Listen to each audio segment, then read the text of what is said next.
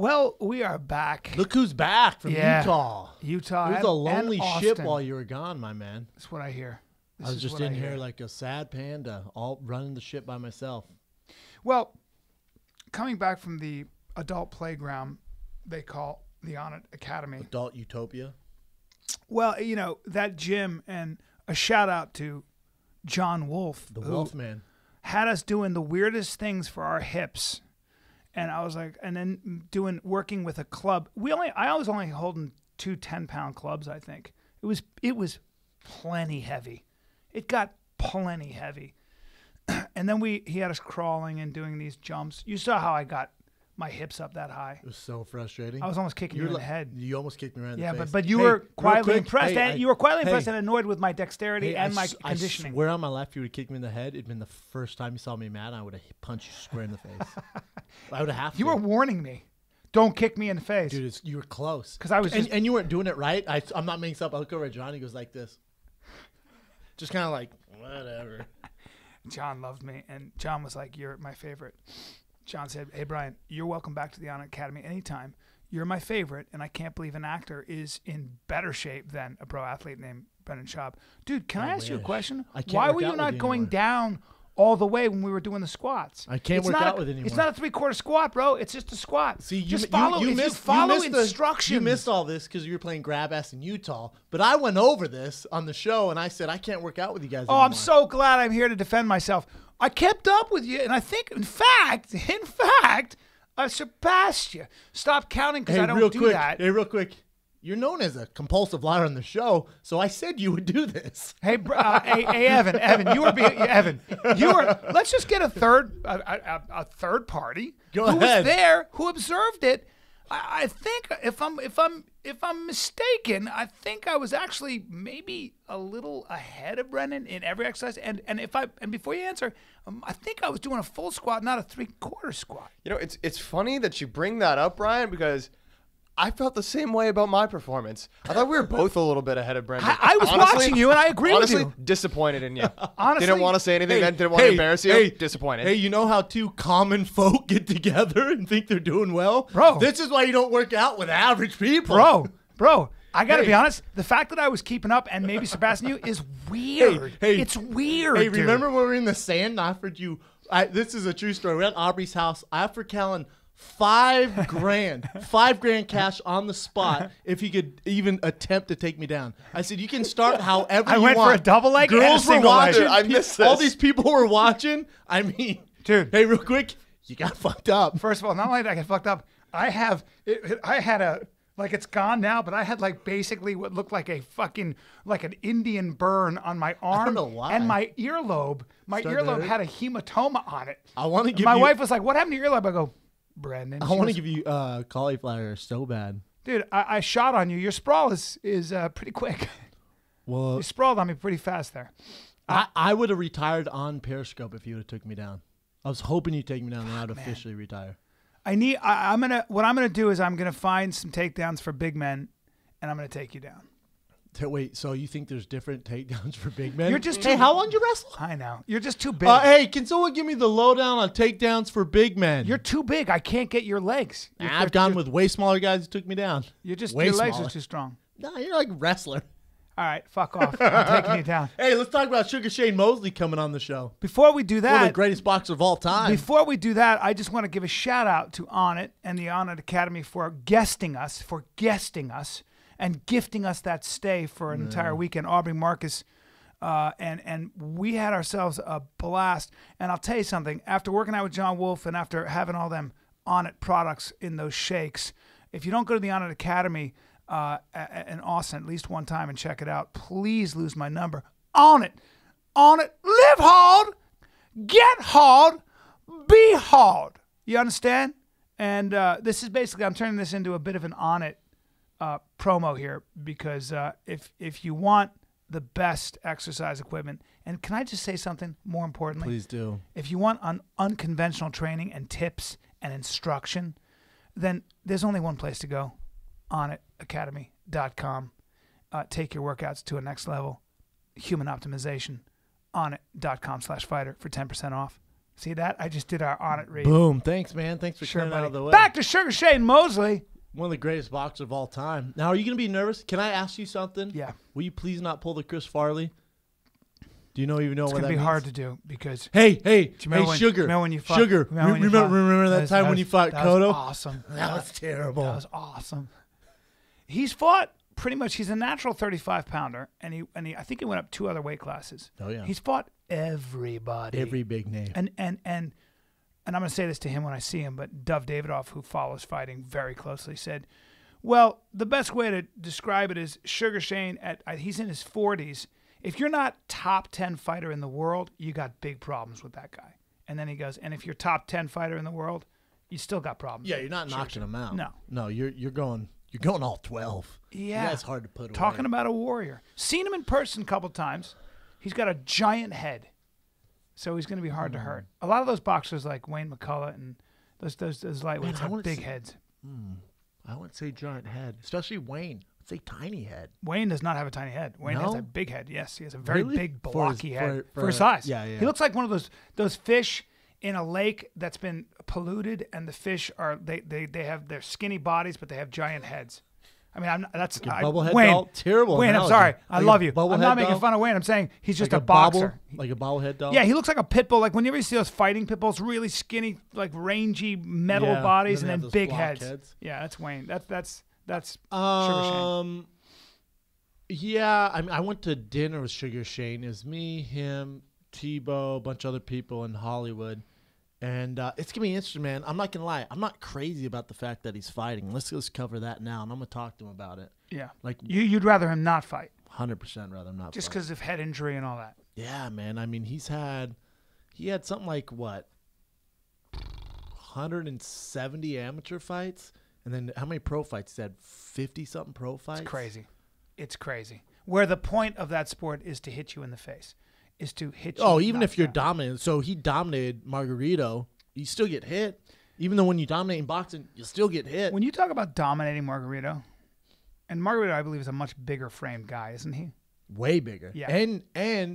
And Sugar Shane was a 5-1 underdog in that fight. That's crazy. Because Margarito came off of beating the brakes off Cotto. Yes. Granted, he had loaded hands, but he still beat the But brakes off Margarito is Cotto. 5'11". Margarito's a very tall. I think he's 5'10". He's a He's a big guy. I don't know if he's 5'11". He's a big dude. He's a big dude. Huge. Well, that's why he's an underdog. This Yeah. drink is and hits hard. You're right. Yeah, never get cold coffee out of That's a bad idea. Yeah, Not gonna cold lie to you. coffee Don't feel good. out of a vending machine is not a Don't good feel idea. good at all. No. Matter of fact, I feel lightheaded. I knew you would. I knew want you to talk would. to Sugar Shane.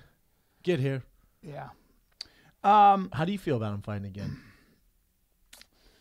Well, it goes back to what makes you feel valued, and it goes back to sort of when you're a warrior. And I think with boxing, I hear boxers talk about this a lot. A lot of times they'll be like, yeah, I'm 40, but I know more about boxing now than I ever have. Well, yeah. I get that. And so you want to put it to the test. I mean, Wayne McCullough is always like, I want to fight again. He itches to fight again. I don't know a guy who's not. There's a lot of trainers who feel that way. They're just itching to get back in. But you're 42, you're 43, whatever you are. It's and tough to your see. friends It's have to tough go, to no, see, man. no, don't do it. Well, I think a lot of time you see guys, they parlay it in, like, obviously, that's a bad example. I was going to say Roy Jones Jr., but he just fought and knocked some poor soul out. But when these guys can parlay it into something else, for myself, if I didn't have this entertainment stuff going on, I'd be fighting 100%. Isn't that crazy? Yeah. I'd be in training camp right now. God. But when you have something to focus your energy on, it makes it that much easier. And Sugar Shane's done some commentating. He's not like a Roy Jones Jr., Vinny Malginani or whatever the heck his name is. Is Sugar Shane actually coaching his son? Is he coaching his son? I think he is. All right, we'll find out. Because his son's like, yeah, we should definitely talk about that. But his son, I think, is he's like 2-1. Yeah, it's tough. Mm-hmm. It's boxing. What's Prize fighting. What's that mean? I don't know. I'm just thinking about he's 2-1. I'm just talking about what kind of a life that is. It's living. It's an extreme existence. I was talking to Tony Jeffries and Chris Van Deerden, who's fighting for, I think, a world title, and they were talking about how it's not just the training, it's the losing weight, it's the constantly watching your diet, and the obsessing over your upcoming fight, which is all you think about a lot of times. And that's kind of, those two things are actually just as harder than training. Because training, you can put your head down and you're getting better at something. It's the food intake, it's the mindset of, I don't know what this guy's going to do. How is he training? Oh, you're talking about being a professional athlete. Well, that's all that is. It is, but at least with football, you got 11 other guys or not 10 other guys you can rely on, or actually an entire Not team really. and a coach. People think that. Not really, man. Yeah. Not in the NFL. Really? NFL is really plug and play, man. Those cornerbacks, they're on an island on their own. They are. Quarterbacks are really on. I mean, yeah. I mean, when it's go time, you're when solving those problems people always on your own. say that, but man, baseball, you're on your own. Yeah. It's called being a professional athlete. I have no sympathy there. Yeah. Zero. So when I hear guys say that, man, this is what you signed up for, man. That's what you signed That's up what you for. get. Don't cry me a river. Football, when it comes especially, out. I would imagine. Like if you're a cornerback, there's Football's so much on your shoulders. like you have like college is different because you have 4 years together. You came up together. You're going through this experience. You hang out outside of it. There's no money involved. You're partying together. You form these groups. Then you play together. It's different. Yeah. NFL, man, is plug and play. Well, we talked to some high level pro football players who essentially were talking about, oh, there's no team because a dude you get close to is gone the next day. So I mean, there is, but there's a little bit of team, but really it's like, I mean, you better get yours, man, or Yeah. otherwise you're gone. Yeah. It really is. Yeah. But that's professional sports. Is that life? Isn't that kind of life? It's Yeah, okay. different because you have a family. Family's different. Okay, but here's what I was thinking about. You and I are bonded. I mean, and you form strong bonds. We were talking to Tim Kennedy about this. You need some stress. You need to be working towards something. You need to be like, I think what brings you closer is sometimes when you have a project, man, when you have dreams and when the stakes are kind of high. Well, you have to have a purpose. You have to have a purpose. It's all about purpose. Yeah. Whether you're in a fight or whatever.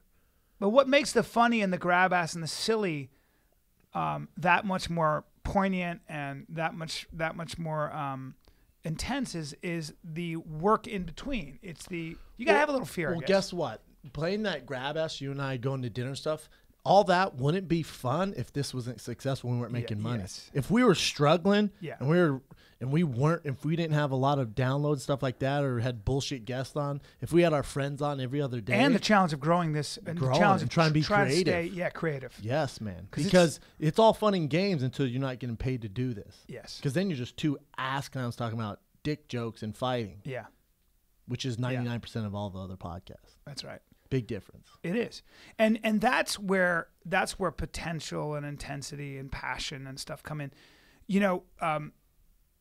We do this dropping knowledge with the kid, and I'm going to do this real quick, but I thought it was interesting. You don't have one today? I do. I have one. You can do it now? Well, I'm going to do it now only because I want Really? it's relevant to You what don't we're wanna wait talking for about. Shane?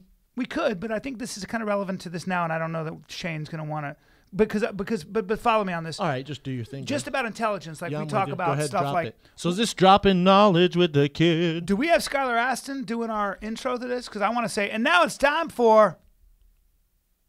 There it is. All right. There are about 300 genes that we've linked to forms of mental retardation. How many genes do you think we've linked to average or above intelligence? How many genes have they found? Like, if you're really good at math or really good There's at a certain languages, gene? is there? How many have they found? And you're saying that's linked to So- being so we know- smart or not? Yeah, so we I know don't we think there found, are genes. They haven't found one.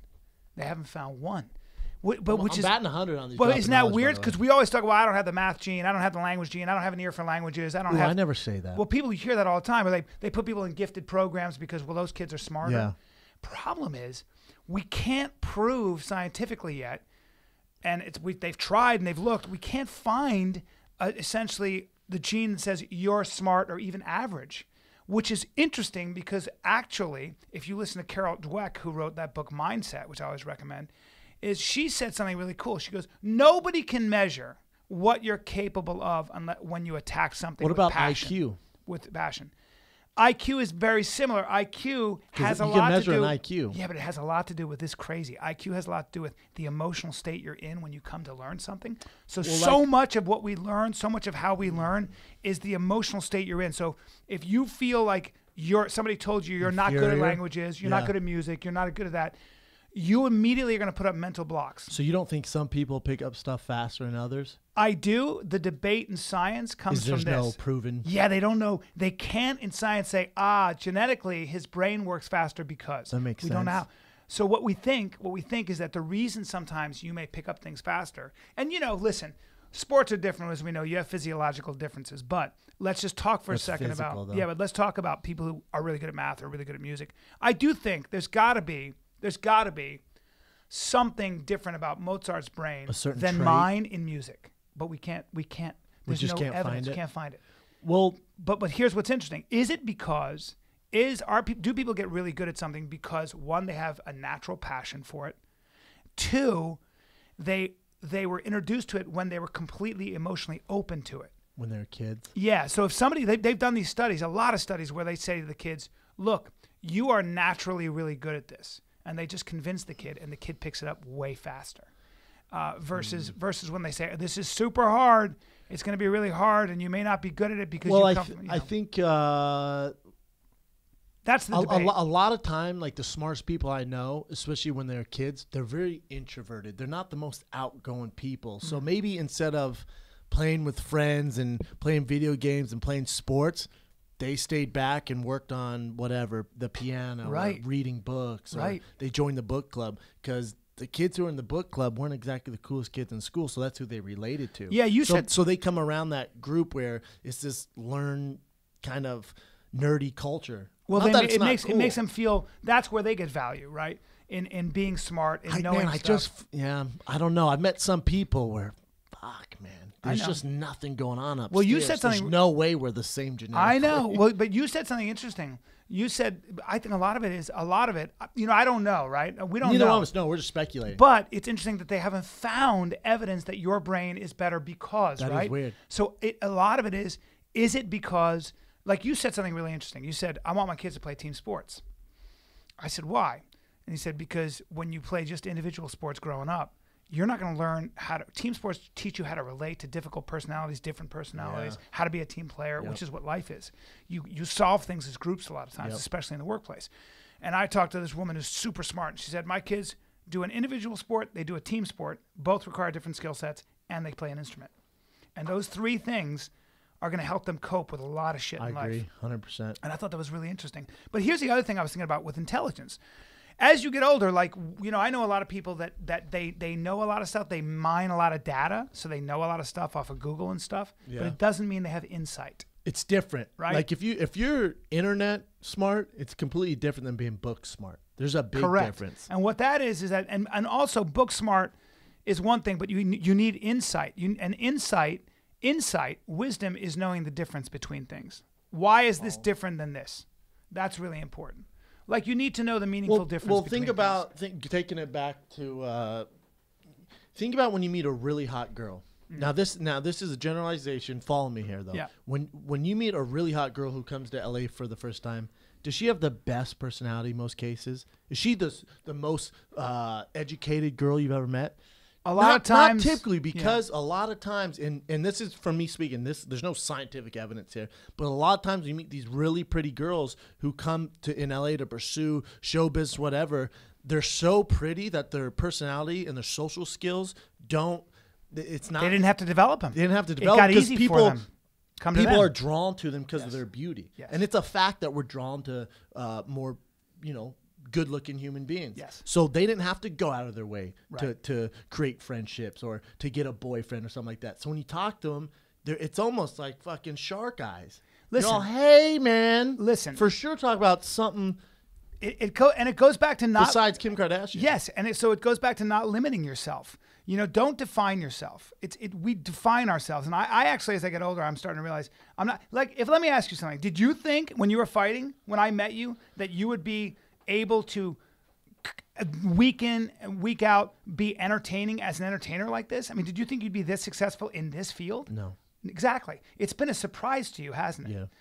Even the idea that you might do stand-up, is what? Like what? Well, but you know what? I didn't think about it, but if you talk to all my friends and family back home, they all thought about it. Right. They were all like, yeah. oh yeah, this is what you should be doing. Great, but I was like, what? You had limits on yeah, yourself. I was like, huh? We put ceilings on ourselves. Exactly. We put ceilings on all ourselves. do that. But a lot of people do that. Fighters do that. Right. A lot of fighters do that. Well, no, man. They get insecure in certain areas. And like a lot of fighters, when we talk about be your own brand, do this. Well, no, I'm just gonna, I don't want to ruffle any feathers. So they put these restrictions on themselves. All athletes do that. Dude, I was talking to Aubrey de Grey, who's done Rogan's podcast of mine. He's a guy who's working on anti-aging, like on a scientific level. He's literally isolated the 7 ways a human cell degenerates. Yeah. And they're trying to stop that degeneration so you stay young forever. Like, this is real science, awesome. right? Like Death Becomes Her. Exactly. I love honestly, I love that top movie. 5 favorite movie of all Thank time. you. Good movie. My mom made me watch that every other weekend. It's a great movie. VHS. But the point about that is that he started to explain how the cell degenerates. You know what I did? I went, man, this is all science. I don't know. Because he was using words like mitochondria and stuff. Yeah. And Hunter Motz, who's our buddy, who's Tailpiece, who's a big Dutch guy who's smart as shit, who went to Harvard, got his degree in... He wears these khakis and just has this blowout ass. Yeah. He's just this white boy. Brendan calls him Tailpiece. I was like, oh, check out Tailpiece. He's got a tailpiece and a giant He's the smartest brain. person we know. He's all ass and brain. He speaks like 10 languages. He's an ostrich. Huge brain, huge ass. He looks like an ostrich. He looks like an ostrich, but only if an ostrich had a huge brain. Yeah. Okay, like Exactly. put a giant head on an ostrich. That's Hunter Motz. Okay, and he's the human ostrich, and he's awesome. And he stopped me and he goes, Bryan, it's just a mechanical problem. You're letting these words scare you. You can understand it. He's just talking mechanics. Listen to him. And he made me stop, and we started again, and I fucking got it. And Aubrey de Grey was talking science, and immediately my first reaction was, I don't know this. It's not my language. Yeah. I'm not good at You science. shut down. And I shut down. Yeah. And he goes, open up, hold on, listen. It's just a different language, but it doesn't mean you can't follow it. I think that's with everyone. Of I think with course. everyone. When it's something new and we don't understand, they freak out, man. That's why I wanted to drop the knowledge, because I want young people to hear that, because I don't care what your parents told you or your teachers told you. I don't care if they said you're not good at this or you don't have this. It's just work. If you're passionate about it, just work at it every day consistently. I swear to God, it'll get easier. I swear it will. You'll figure it out.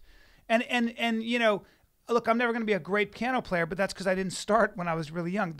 You can be super good at a lot of shit if you stay open and keep your brain open. I agree. And you'll surprise yourself. The whole point for me is scare yourself, surprise yourself. Scare yourself and surprise yourself. We talk these like Tony Robbins shit, but this is the shit I'm going through now. Still, who at talks 48. Tony Robbins? No, whenever we do these inspirational, it's not. It's just we put limits on ourselves, and we always, you can make fun of people, say you can be anything you want. No, That's not true. No, you can't. It's definitely not true. You can't. You're not Bryan. Bryan Callen. You're not playing in the NFL. I don't care how much. What do you do when your kids ask you when they go, "Hey, Daddy, can I be president of the United States?" Probably not, my man. Here's what I do with my kids. My daughter, I do this. My daughter she was really afraid. She was trying this new thing on the monkey bars because her friend was a gymnast. And all I did was, as we were driving home, she's 7, I was talking to her mom, and I said, boy, I'll tell you one thing about Stella. She never gives up. Even if it's hard, she just stays there. Even if she's scared, she figures her way through. It's good quality. It's crazy. And I put that in her brain. Yeah, it's a good quality. Like, don't give up. Yeah. I just always do. I go, the thing about Stella, and she doesn't think I know she's there. And I go, well, the thing about my daughter is that she just doesn't quit. Yeah. She just keeps going. That's perfect. And she'll do it. That's what I like. And also I like to say this. Instead of like giving them instructions, I just say stuff like this. I go, I love watching you play. When I play tennis with her, I go, I just love watching you hit. Yeah. It's so cool to see. So that I create positive emotion. I'll take around it over the something. top. One thing about Stella, she does not take shit from guys. She does not take shit.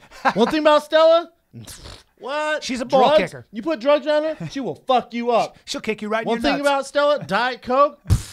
I can't mention the word Diet Coke around. I say Diet Coke, she freaks out, man. By the way, that's not a bad way to raise your kids. In a lot of times, it's not. Kind of. You can kind of like get them to, because they ask, what do they say? People tend to live up to the expectations you have of them, and For down to the expectations you don't have of them. You don't want to ruin your kid, though. When we surround ourselves with excellence, like people like Tim Kennedy and stuff, and Joe Rogan, it makes you a better person.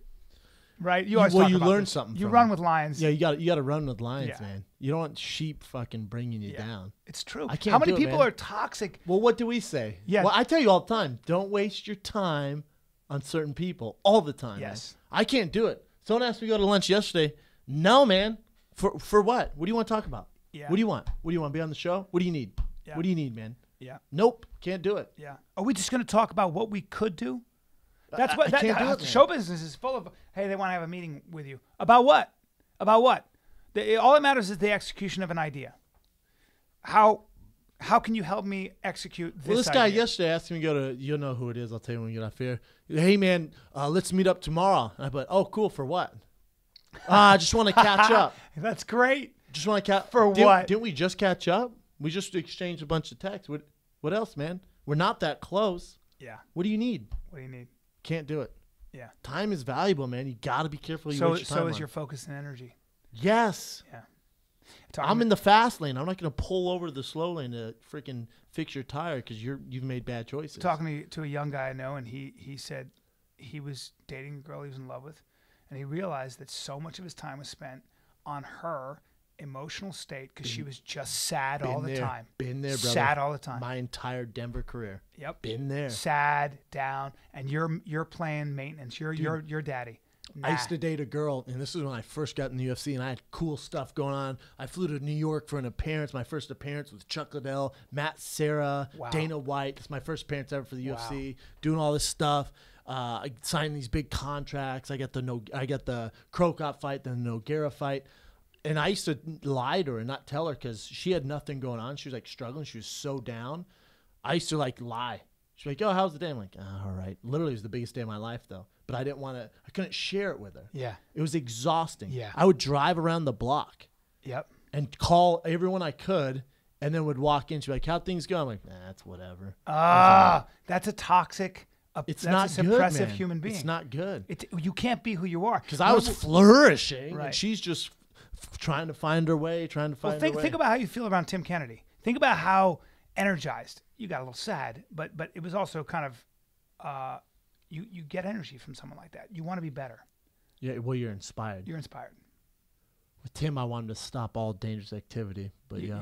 Tim goes, he's got a gun. We talked about it. I'm like, you have a gun? He goes, I'm never without a gun. I go, oh, and he goes, I'm a sheepdog. I go, yeah, and he goes, yeah, I'm here to protect you from the wolves. Crazy, I was right? like, you bad He said, motherfucker. and he goes, I'd be damned if I didn't do my family that service. I know. Because if I don't have a gun, something happens, they hurt my family, it's on me. He's so- I felt like getting a gun, even though So I don't did know. I. I don't even know where to start So to did get I. a gun. So did Can I get one online? No, we'll go buy one. Can I order one You're online? in LA. You're in LA. It's hard to do. You can get them. You can get one in LA, no problem. But you gotta, plenty of gun shops. Should I just do it Black Street, under the market? Probably not a good idea. Black market. Black Market? Yeah, not Black Street, but Black Market. Not Black good Street's idea. Black group. Street was a 90s R&B band. I love that band, by the way.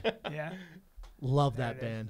I think we got the man. Hi. What's up? How are you? Sugar Shane. Oh, Hey. yeah. What's up, man? Damn, shirt off, in Look at shape. that, man. Oh, the guy's got a What's up, body. dog? He's bodied up. Just getting ready to do some sparring. Nice, man. I gotta go back. I didn't wrap my hands. I Sparring and stuff. I got it. My jab is jab really? one of the greatest flyweights. Damn, you're not messing around. In shape, man. Well, Right? I know a lot about the game of boxing. I'm still fast. Even talking with Kenny Porter, he surprisingly said that I'm a little faster than his son. Damn. So he said that today, right now. And so that lets me know that I still have hand speed and I still have reaction. When you're healed and you feel good, I mean, your reaction time becomes a lot faster. You're able to punch a little harder and you see stuff better. And when I wasn't, I couldn't move as fast as my feet, so I couldn't get out the way as quick. So I was getting hit a little more. Now that I'm healed, I'm not getting hit as much, and I'm able to put the punches together a lot better and harder like I used to. So it looks like me back in the day when I was 27, 30 years old, 32 years old. Right. It looks that way now. Wow. Is a lot of that contributed to now you're more educated, you're a smarter fighter. You're not having those wars in the gym. You're kind of pulling back on that. Look at him smile. Look at him smile. You're still going old school. I love the wars in the gym. I love to spar. That's my thing. That's my thing. That's my thing. That's my thing. I like to get in the ring. I like to mix it up. I don't like to play So around. you guys are playing for keeps when you spar. I wouldn't say playing for keeps, but we're sparring very hard. Like Sean Porter's going at it, or Fonzo Gomez, whoever I'm sparring with, we're going at it. So we're you're getting tagged. Definitely. Yeah, we're not playing around. Yeah. We're in there doing our thing. And I spar a lot of young kids too that are coming up that are undefeated or top 10 fighters or whatever, and they're trying to make a name off of me. For sure. I understand that, but I'm a lot smarter, so I know how to get into certain pockets and certain places where they can't hit me, and I know how to rest or whatever. But at the same time, my punching power is still there. It's still incredible. I still can hit and knock people out. So how long has this camp been?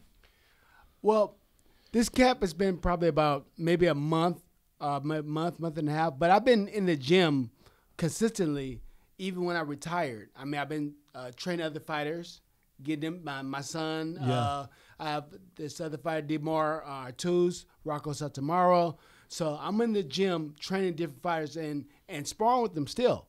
Wow. But now I'm more serious where I'm actually getting ready. So I'm getting ready for myself. So it's a little different now mentally. How tall? You're taller than I thought, seeing you in person. How tall are you, and what are you weighing right now? Well, the stats say I'm 5'9", but I'm about 5'8", 3/4. First time I've ever met anybody. First time I ever met anybody who's honest. Usually they go the other way. It says 5'8". I'm about 6'2". Yeah, though. I'm 6'2", but I Really? slouch. Wow. I slouch. So helping your son out, do you get in there and knock him around a little bit? Just let him know the old man still got it? He knows. He knows. Yeah, we used to spar a little bit. And he can feel we do little drills where you hold the ball, the punching ball up. And he can feel the pressure of my punches when I'm throwing out the ball. He's like, man, my father studies harder than I do. Yeah. He still has a punch. So and he's bigger than me too as well. This is something I was very interested in. I believe your father trained you, didn't he? Yes. Yes. For a long time. And now you're training your son. With all the stuff we know about boxing, I mean, look, the thing about boxing is in many ways, if you're not Sugar Shane Mosley, I mean, there's a handful of people that make out and that make a name for themselves. Boxing has left a lot of people broken and broke. Yes. And it just the nature of the game causes a lot of damage to the head and the body. If you said, hey, your daughter wants to be an actor, I'd look at her and go, I'd be like, please don't be an actor, man. It's a nightmare for 1,000 reasons. Be a civilian. Be a civilian. If you said to Brennan, hey, your son's going to play pro football or be a pro fighter, Brennan, I promise, would probably say, not to speak for you, you'd probably say, oh, man, there are other choices. If you can do anything else. No, I'd stare him down a different Yes, you would. Sure. Yeah.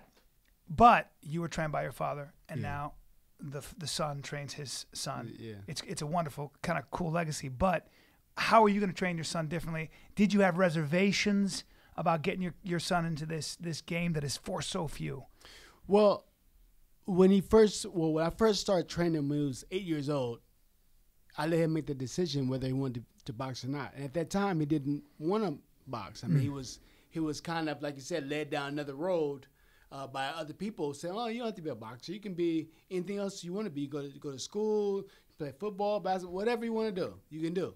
And I said, fine, whatever you do in life, it's all right with me. I don't care. You know, I just want you to be the best at it. Whatever it is, be the best at it. Mm-hmm.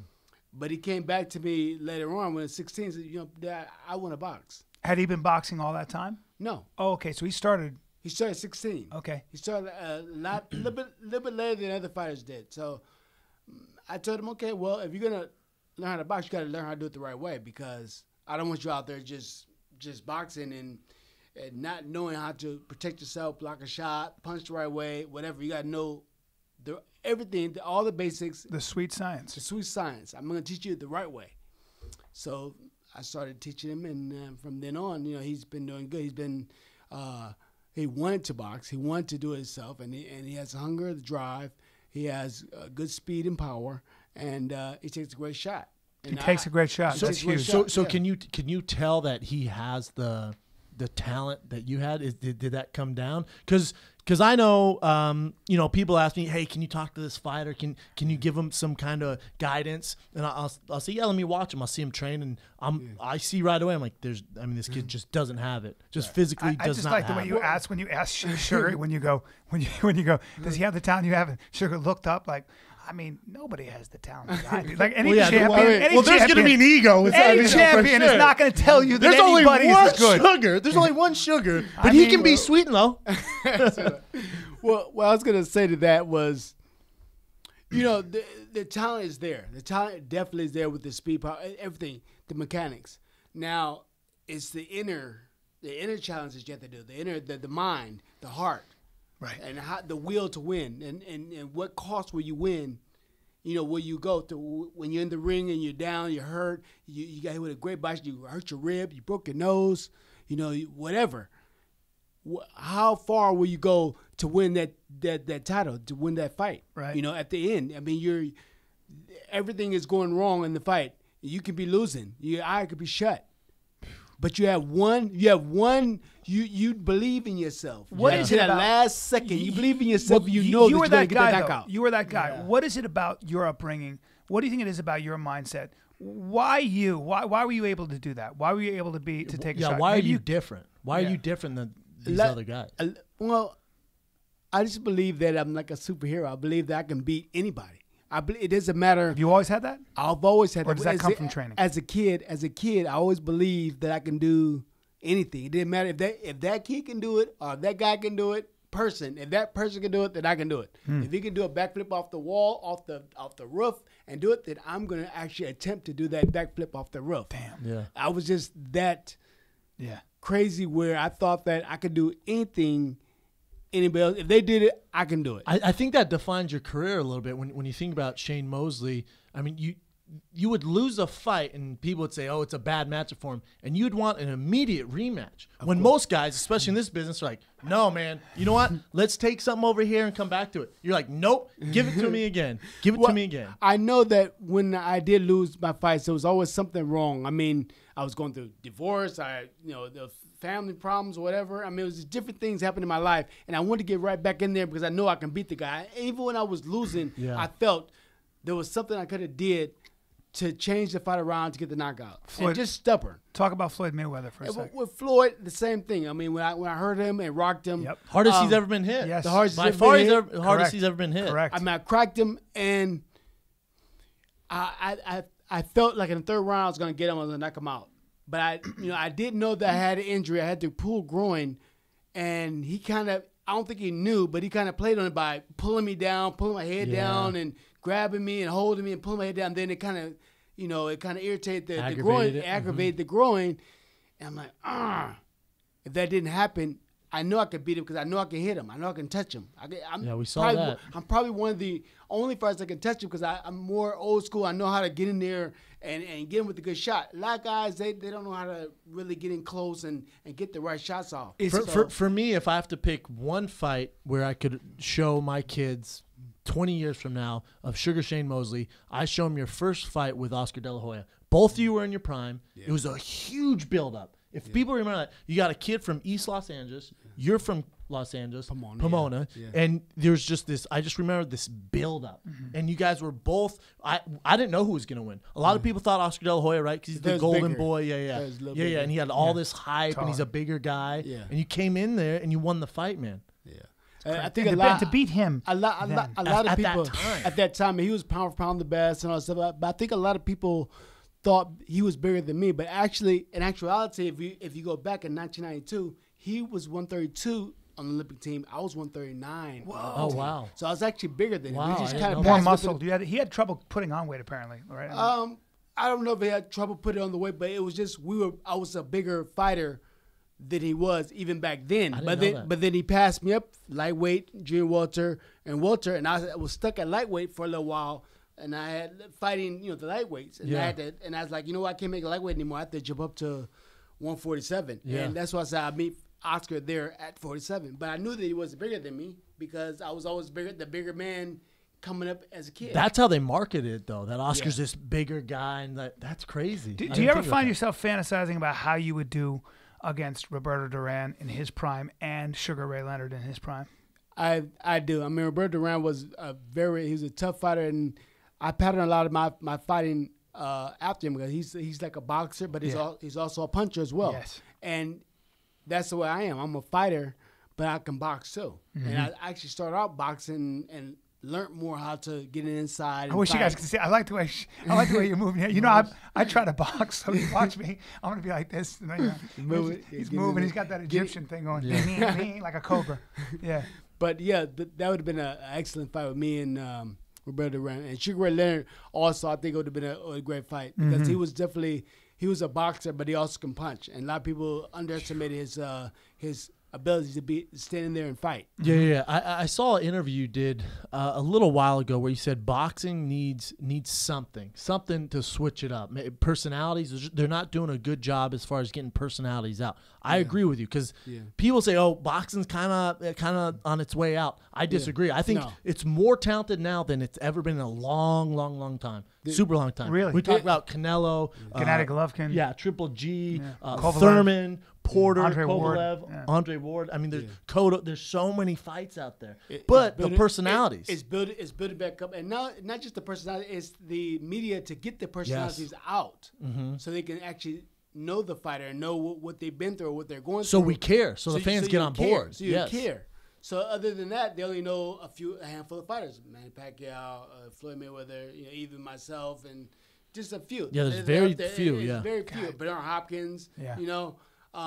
But there are, like you said, there's a lot of young talent that's coming up and that are worthy of being, the great fighters. So what do we do? How can we do this? You have to go out there, spend some time and talk to them and watch them train. The media. And the media does. The media has to go out there and watch them train and see what they do and how they eat or whatever, just to get to know the people. I think that back in the day when they had Sugar Ray Leonard, Roberto Duran, all these guys, Tommy Hearns, they were on TV every weekend. You got to remember though, a lot back then too. That was free TV. Now we're getting fights on free TV. We're seeing it on NBC. NBC has huge fights now. We see it on ESPN for free. We see it on Spike now. Some big fights on free TV, and I think that's kind of this rejuvenation of boxing. Isn't it also the fact that there are different divisions and you need one? Like I heard Oscar De La Hoya talking about Bob Arum and how he's killing boxing with not allowing the best fighters to fight because one person's in one division.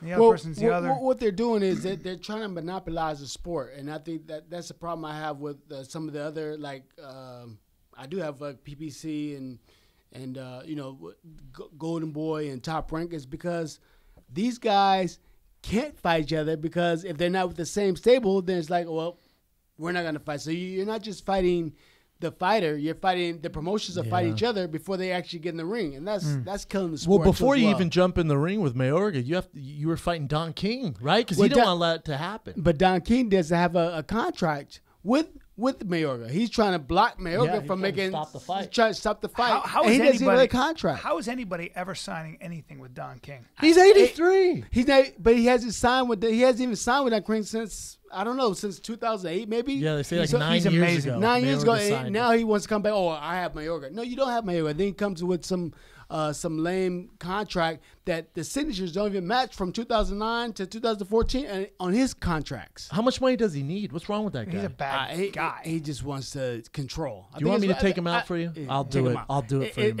It's all about control with him. Really? It's an ego thing. It's an ego thing. It's control. It has nothing to do with. I don't think it has anything to do with money because he should have. He should millions be of set. that. 200. I mean, maybe about 500 million with Mike Tyson. He should be set.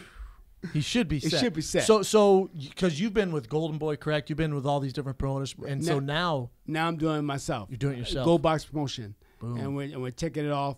And I just want to help out the fighters and make sure the fighters are getting their just due. Not just not just say, oh, here's a check, but to know where the money's coming from, where it's going. Yeah. And these fighters don't have any idea that this person's getting a percentage, this person's getting a percentage, the promotion's making a percentage with the manager, and then the manager's making a percentage with, just whatever. Do you think knowing all this that you're going to try to manage your son? I'm going to – that's why I started my promotion company. Right. For my son, make sure he doesn't have to go through all that garbage. He's lucky. So he has to go through that garbage.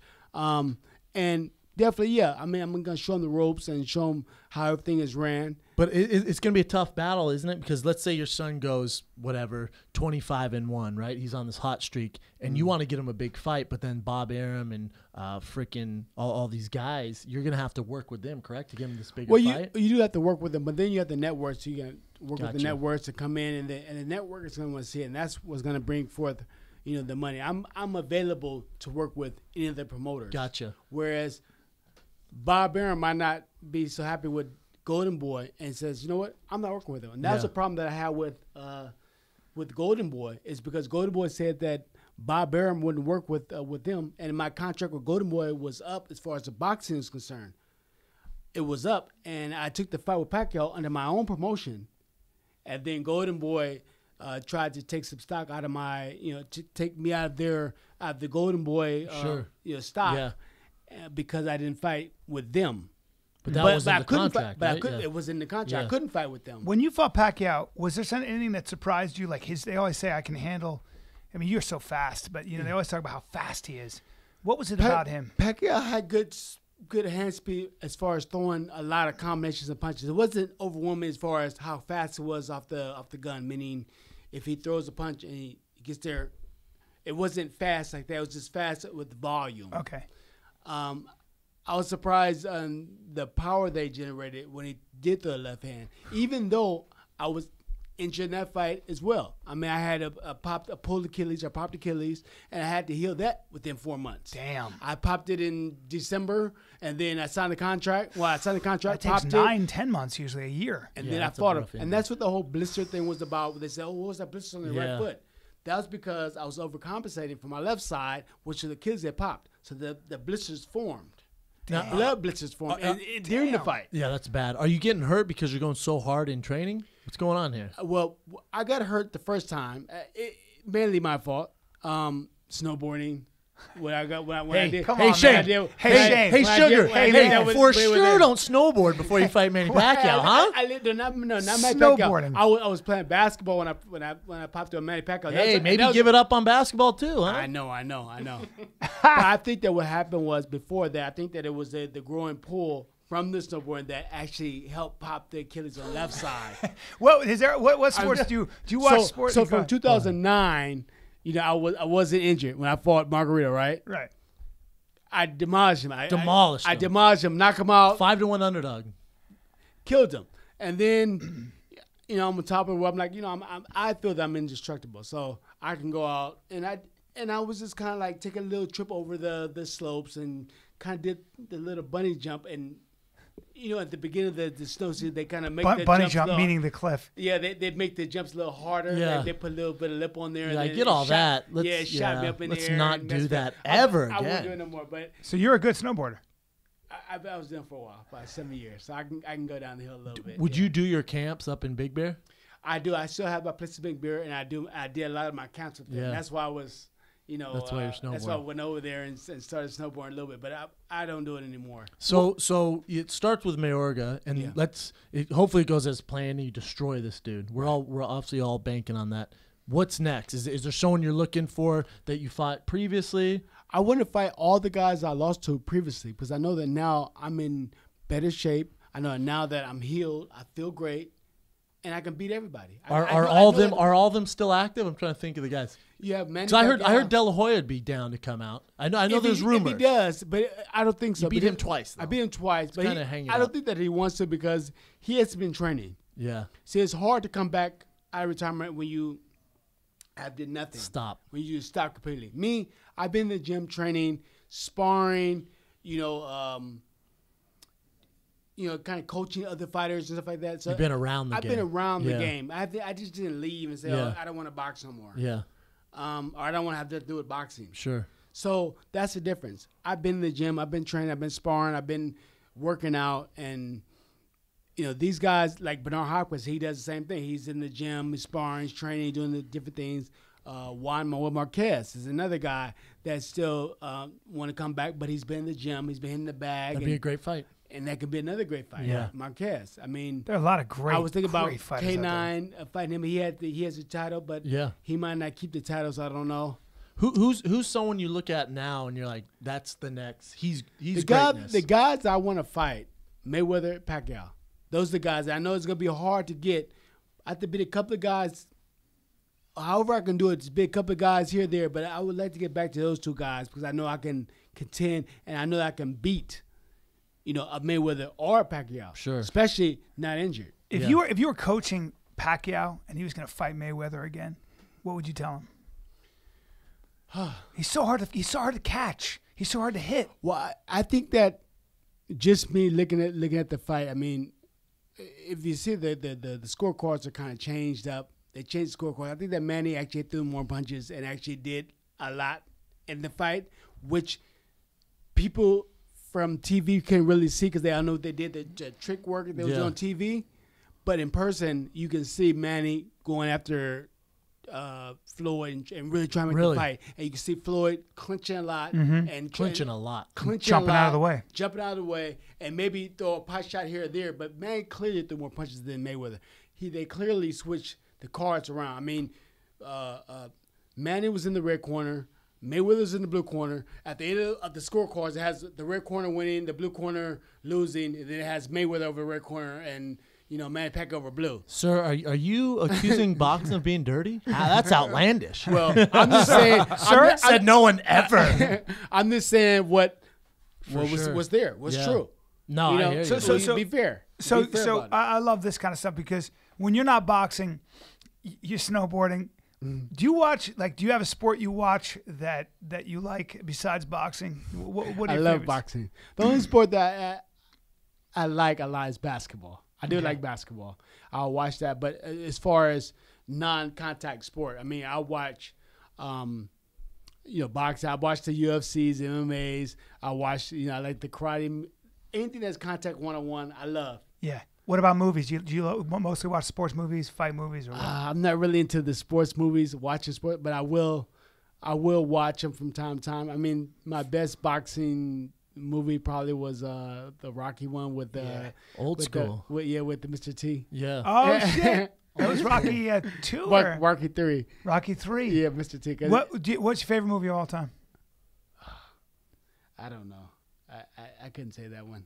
Because I There's know a lot of movies out there. There's a lot of huh? movies. I mean, I love Tombstone when I Tombstone. back That's a good in the one. day. Damn. I love Tombstone back in the day. Yeah, that's good. That's a good. Why? movie. Why do you think there's me and Bryan were talking before he came on as far as a lot of fighters? We look at Roy Jones Jr. Although he just fought and knocked the guy out. Yeah. Bernard Hopkins does some commentating, but a lot of time when a fighter, especially a great fighter or an active fighter, once he gets older, if you don't have a place to put your energy, a lot of times they go back to fighting, right? So a lot of times, because they're like, they have this energy and they're used to the spotlight and all this stuff, and if they don't kind of form a career in entertainment, they go back to what they know, which is fighting. Right. Granted, you're the exception. You can still fight, but a lot of guys, they just make the wrong choices. Yeah, I think that they love the limelight and the type of spending or whatever they was doing when they were making money, when they were on top. Yeah, they can no longer do it. So the only way they can get that satisfaction, or maybe the money, is to go back to fighting. Mike Tyson had a pet tiger. Had a white tiger hanging out in his front yard. Yeah, but he seems to have hated boxing. Like you hear him talk now, and it just. It's not even a love-hate. It was like, I feel like he hated boxing. I remember watching him when he was younger. He was an amateur. And he was with Teddy Atlas, I think. And he started crying because he was afraid to go in. And Teddy goes, come on, man, it's just a fight. Right. And then you see him win, and he's just like, oh. So I'm sure there's a lot of fear whenever you fight as an amateur, but Mike Tyson was painted as very different than that, just an animal who just went in there to kill you. Yeah. But he not only, I think, had a lot of trouble psychologically with the nerves, but also didn't like boxing.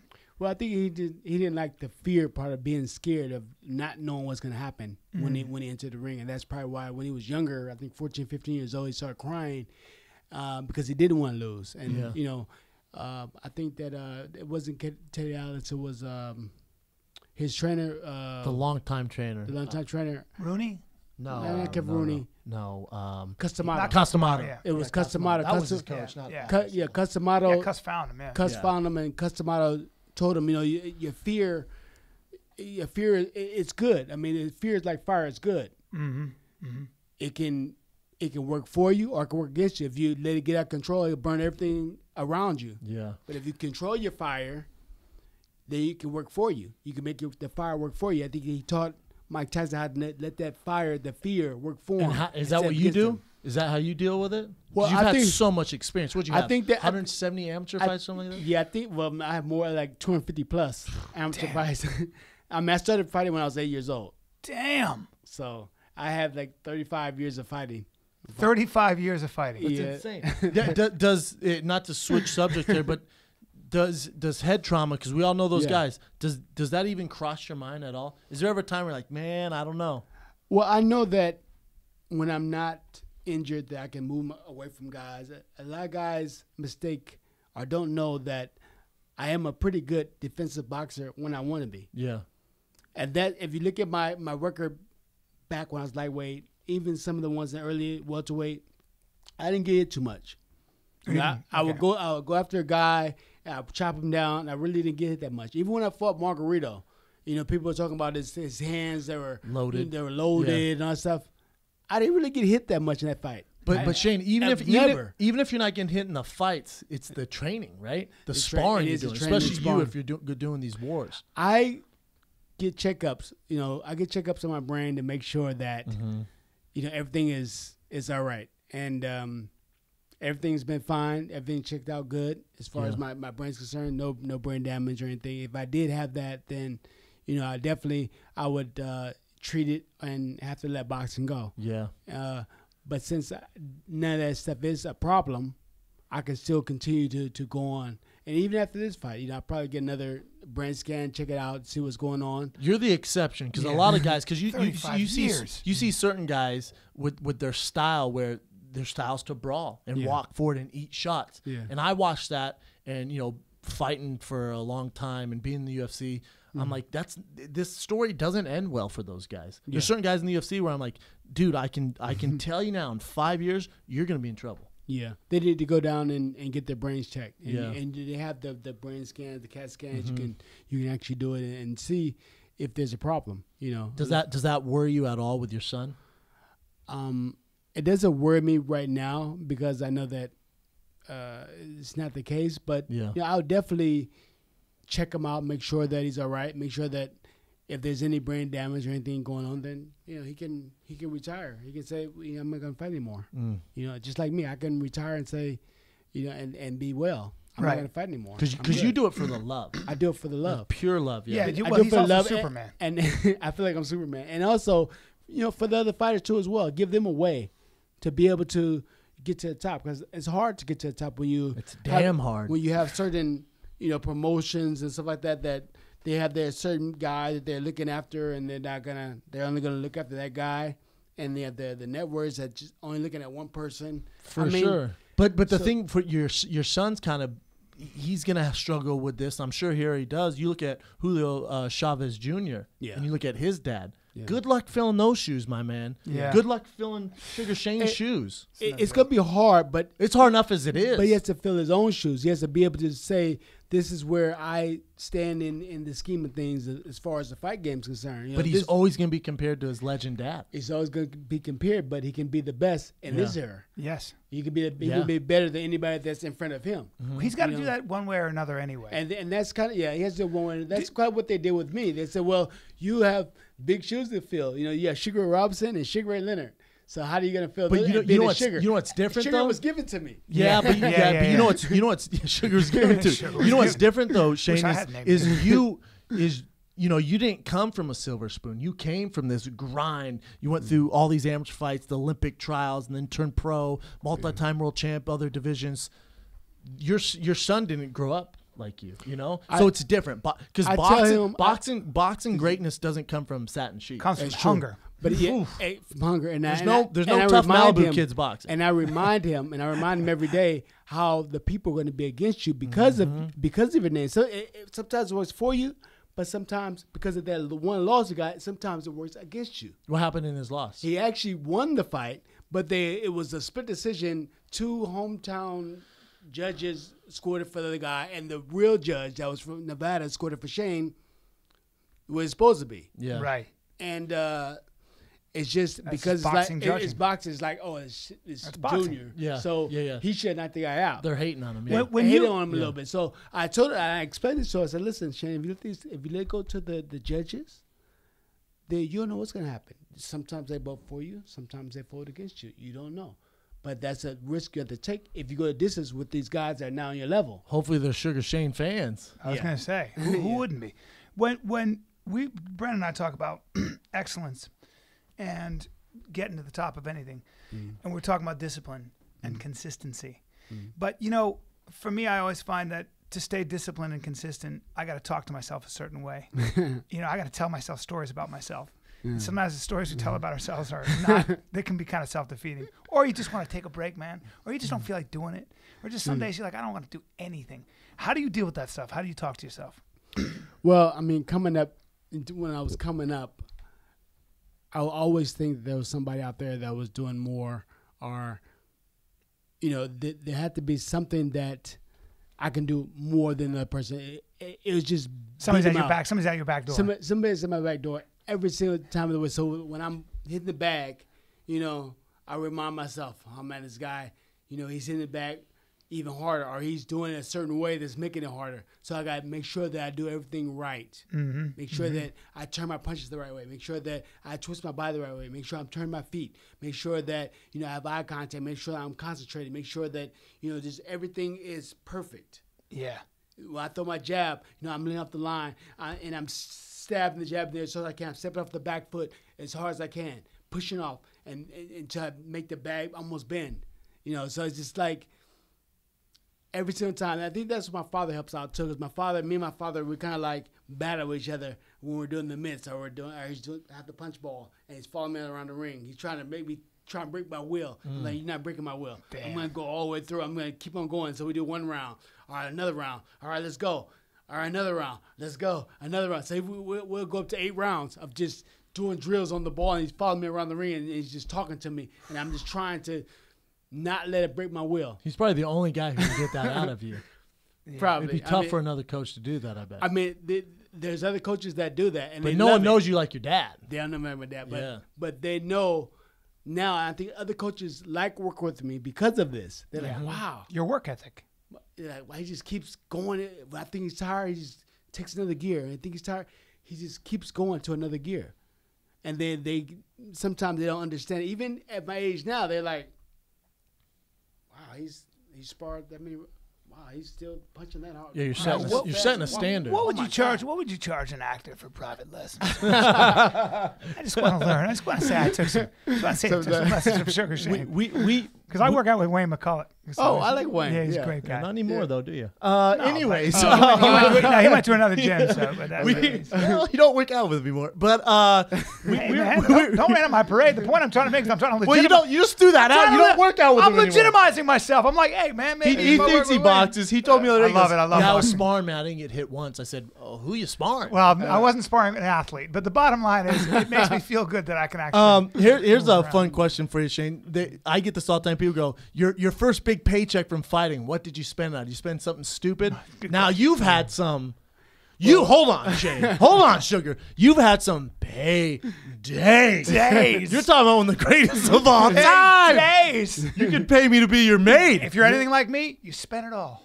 So did you have any splurges when you were young, or was there anything where you bought and you think back on like, well, maybe that giant ostrich wasn't the best purchase. Maybe a Ferrari with diamond steering wheel wasn't the smartest idea. Yeah. I wasn't really a big spender like that. Yeah, where I just went outrageous, because I think growing up, I really valued the money.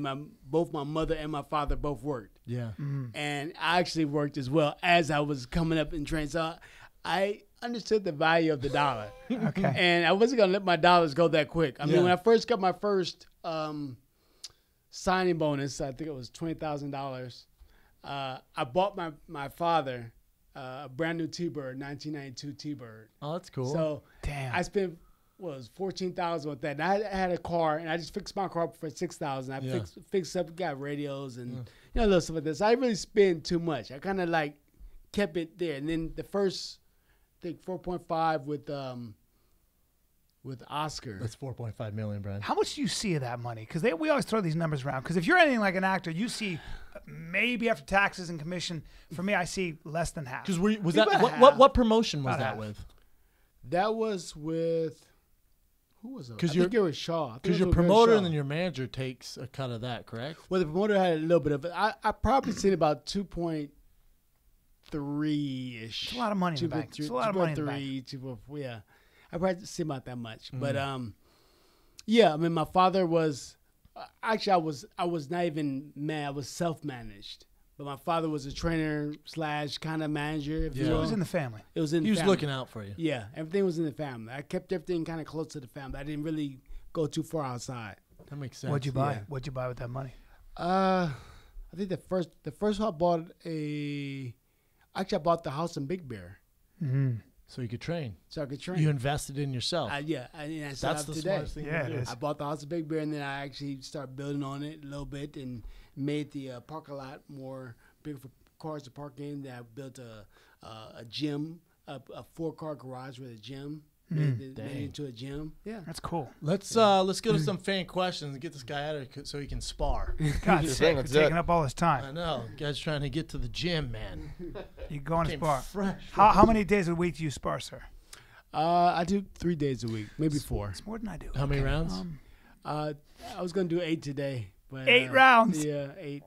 I was gonna do like probably 4 or 5 with Sean, and then What's next for Sean? Because he just had a huge win. he just beat Adrian Broner. I'm not sure what's next, but he's actually put on weight for me to spar with, so he can imitate Mayorga a little bit, because Mayorga's gonna be a little bit bigger. Mayorga's the thing about Mayorga. You watch him fight. I mean, he just throws from the hip. Like Yeah. he's not like he doesn't know. I feel like he's not a technician Oh, no, like not you. at all. Like He's a you brawler. can brawl if you want, or you Yeah. can box if you want. Right. For him, we know he's gonna brawl. He's He's gonna not gonna brawl. change anything up. Right. He's gonna go out there and try knocking you out. Yeah, that's Mayorga, And you know this. And I know that. I like that. I like when fighters come to me Because you and know want what to fight. expect. I know what to expect, and I know that we're gonna be in a fight. Yeah.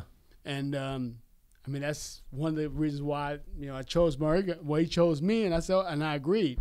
But that's one of the reasons I'm like, wow, this is gonna be a great fight for me because he's coming to fight. Do you think we'll get to fan questions after this? But do you think Floyd Mayweather's next fight against Berto is a legit challenge, or do you think it's kind of a cop out? Just get out of this Showtime contract. I don't really think it's a legit challenge. I think it is a cop out. Yeah. Just got the Showtime contract, and then after he does that, then he'll, probably pick some Pacquiao different- probably, don't maybe you think? pick Just Pacquiao. I don't then know. it's all on his own. I don't know. Yeah, I don't know what he's gonna do Yeah. after this. I mean, does Pacquiao shoulder heal by then, or You'd what? love to fight Mayweather again, wouldn't you? I'd love to. I can be the next fight if he. Yep. Yeah, Love it. definitely. I'd love to be next fight. Yeah. What do you got, Ev? Let's get some questions for the champ. All right, we got some going over here. All right, first question up. Shane, who do you think has the greatest pure boxing in the UFC? Ooh. Do you watch a lot of UFC? I mean, I haven't watched. That's a tough lot. question. It's tough, yeah. Yeah, I would I assume mean, you're not it- exactly a it's UFC Rampage, aficionado. Rampage Jackson. Silva. There's a few guys with Silva some probably, right? boxing Yeah. background. Yeah, Anderson Silva's probably the best Oh, pure you know boxer. No, but he was a wrestler though. Sugar Ray. What's the Sugar Ray? Rashad Evans. Rashad Sugar Evans. But he wasn't a boxer. He was a wrestler, right? No, he can box with in the UFC with the best of them. But Yeah. there's a lot of guys. What else you got, Evan? Jesus. Sorry, man. Good question. All right. No, I mean, That's a fair question. Yeah. All right, first one. This one's from Boston Chris. Getting in the ring is the first hard choice in fighting. What's the hardest choice you had to make to be world champ, though? Oh, the hardest.